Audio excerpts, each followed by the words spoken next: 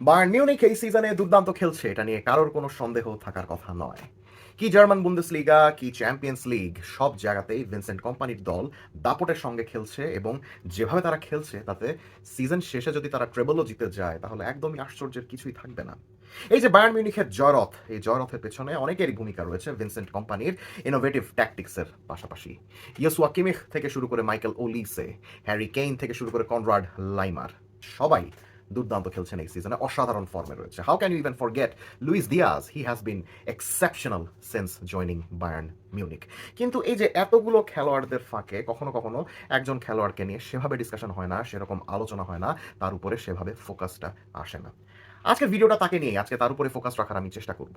Central মিডফিল্ডারদের নিয়ে আমরা যখন ডিসকাশন করি তখন ইউরোপের দেশগুলোর মধ্যে স্পেন বা ইংল্যান্ড বা ফ্রান্স বা পর্তুগাল, এই সকল দেশগুলোর সেন্ট্রাল মিডফিল্ডারদের নিয়ে কিন্তু ডিসকাশন হয়। কিন্তু টনি ক্রুজ যাওয়ার পর থেকে জার্মানির সেন্ট্রাল মিডফিল্ডারদের নিয়ে খুব বেশি কি ডিসকাশন হতে দেখেছেন? আমি অন্তত হতে দেখিনি। কিন্তু এই জার্মানি আর বায়ার্ন মিউনিক যে সবার আড়ালে টনি ক্রুজের একটা মোটামুটি প্রপার রিপ্লেসমেন্ট বের করে ফেলেছে, সেই ব্যাপার আমরা কতজনই বা জানি। এই বায়ার্ন মিউনিখের একাডেমি আমাদেরকে চিনিয়েছিল টনি ক্রুস নামক একজন অসাধারণ মিডফিল্ডারকে, যিনি কিনা বায়ার্ন মিউনিকে পরিচিত হওয়ার পরে পাড়ি জমিয়েছিলেন রিয়াল মাদ্রিদে, যেখানে তিনি কিংবদন্তির তকমা পেয়েছিলেন। শুধু রিয়াল মাদ্রিদ বলেই নয়, জার্মানির মিডফিল্ড একাই 14 বছর ধরে সামলিয়েছিলেন এই দুর্দান্ত সেন্ট্রাল মিডফিল্ডার। ক্রুস অবসর নেওয়ার পর থেকে না রিয়াল মাদ্রিদ না জার্মানি কেউই কিন্তু এখনো পর্যন্ত ক্রুসের ওই প্রপার রিপ্লেসমেন্ট বের করতে পারেনি, যে কারণে দুই দলই বেশ ভুগছে। ওদিকে এই টনি ক্রুসের অভাবটাই নিজের একাডেমি দিয়েই আবারও আস্তে ধীরে কিন্তু পূরণ করে ফেলছে বায়ার্ন মিউনিখ। বলছি আলেকজান্ডার পাভলোভিচের কথা। টনি ক্রুসের মতোই সেন্ট্রাল মিডফিল্ডার তিনি।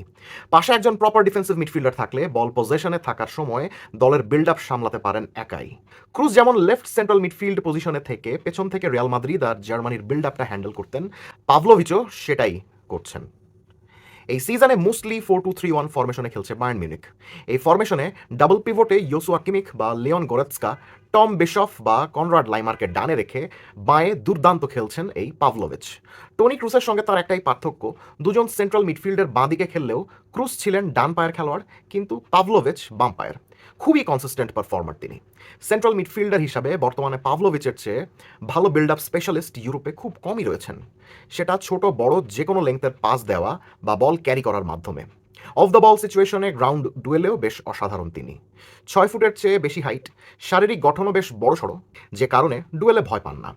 এদিক থেকে পাভলোভিচকে ম্যানচেস্টার সিটির কিংবদন্তি মিডফিল্ডার রদ্রির সঙ্গে তুলনা করা যেতে পারে। গত 2 বিশ্বকাপে জার্মানি একদম জঘন্য খেলেছে। তো আসছে বিশ্বকাপে জার্মানি যদি ভালো খেলতে চায়, দুর্দান্ত খেলতে চায়, তাহলে কোচ ইউলিয়ান নাগলসম্যানের উচিত হবে চোখ বন্ধ করে প্রত্যেক ম্যাচে আলেকজান্ডার পাভলোভিচকে খেলানো। ডিফেন্সের সামনে থেকে যেভাবে পিন পয়েন্ট পাসিংয়ের মাধ্যমে প্রতিপক্ষের ডিফেন্সের স্ট্রাকচার ভেঙে দেন, দেখলে টনি ক্রুসের কথাই মনে পড়ে। পাসিংয়ের মাধ্যমে বিল্ড আপ তো বটেই, বাঁ পায়ের সাহায্যে বল ক্যারি করে সামনে যাওয়ারও সক্ষমতা রয়েছে তার। শুটিং ভালো হওয়ার কারণে কখনো কখনো বক্স ক্রাশিং করে গোলও করে আসেন। তার খেলার এই প্যাটার্নের জন্য বলা যেতে পারে আগামীতে তাকে যদি ফাইনাল থার্ডে এগোনোর লাইসেন্স দেওয়া হয় তাহলে আরও কমপ্লিট মিডফিল্ডার হতে পারবেন এই পাভলোভিচ। ক্রিস্টাল প্যালেসের ইংলিশ মিডফিল্ডার অ্যাডাম ওয়ার্টনকে নিয়ে সম্প্রতি অনেক মাতামাতি হচ্ছে, আপনারা সবাই জানেন। সেন্ট্রাল মিডফিল্ডার হিসেবে তিনি যেভাবে বিল্ড আপ করেন ও আক্রমণ গড়ে দেন, পল স্কোলসের পর অমন ইংলিশ মিডফিল্ডার খুব কমই এসেছেন ফুটবল বিশ্বে। ওয়ার্টনের খেলার অন্যতম প্রধান স্টাইল হলো বল পায়ে তিনি অনেক বেশি এফিশিয়েন্ট।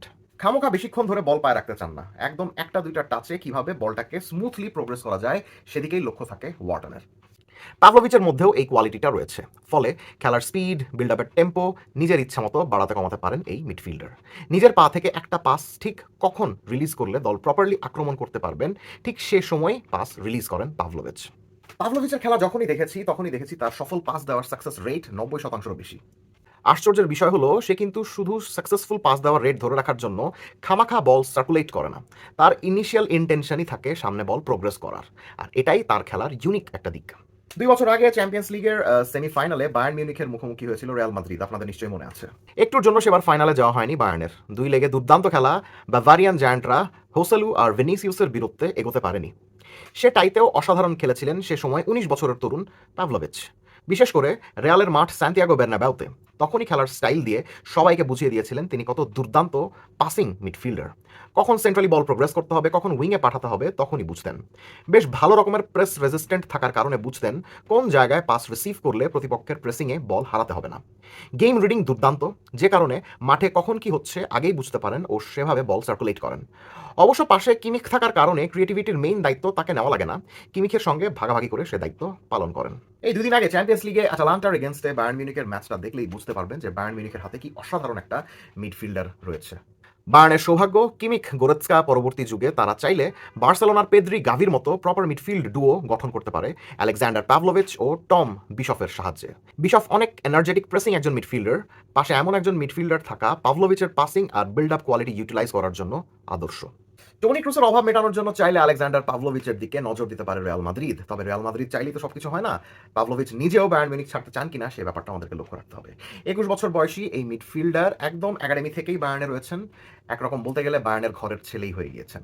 তাই পাভলোভিচকে যদি রিয়াল মাদ্রিদ চায় তাহলে বেশ ভালোই কাঠখড় পোড়াতে হবে তাদের। বয়স যেহেতু মাত্র 21, তাই আগে থেকে এটাও বলা যায় না যে পাভলোভিচ কখনোই ক্লাব চেঞ্জ করবেন না। দেখা যাক সামনে কি হয়। কমেন্ট সেকশনে জানিয়ে দিবেন এই দুর্দান্ত মিডফিল্ডার সম্বন্ধে আপনি কি ভাবছেন। Let's have a discussion.